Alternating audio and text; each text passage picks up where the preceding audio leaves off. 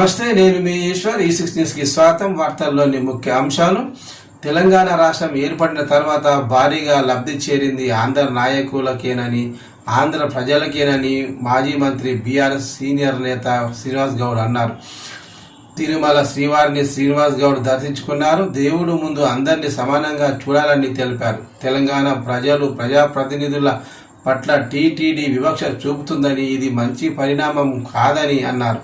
తెలంగాణలో వ్యాపారాలు చేస్తూ లబ్ధి పొందుతున్నది ఆంధ్ర వాళ్ళే, పదవులలో లబ్ధి పొందుతున్నది వారేనని షాకింగ్ కామెంట్ చేశారు. తెలంగాణ ప్రజల పట్ల వివక్ష చూపితే రాబోయే రోజుల్లో తెలంగాణలో ఆంధ్ర వారికి ఇబ్బందులు ఎదురయ్యే అవకాశం ఉందని అన్నారు. తెలంగాణ ప్రజాప్రతినిధులకు గతంలో కల్పిస్తున్న సౌకర్యాలను కూటమి ప్రభుత్వం పునరుద్ధరించాలని కోరారు. టీటీడీ చైర్మన్కి పూర్తి స్వేచ్ఛ ఇస్తే తెలంగాణ ప్రజలకు న్యాయం జరుగుతుందని శ్రీనివాస్ గౌడ్ స్పష్టం చేశారు. కాగా తిరుమలకు వచ్చే తెలంగాణ భక్తుల దర్శనానికి ఇక్కడి ప్రజాప్రతినిధులైన ఎంపీలు, ఎమ్మెల్యేలు, ఎమ్మెల్సీలు ఇచ్చే లేఖలను కూడా పరిగణలోకి తీసుకోవాలని తిరుమల తిరుపతి దేవస్థాన చైర్మన్ బిఆర్ నాయుడును కేటీఆర్ కోరారు. రాష్ట్రంలో ప్రసిద్ధి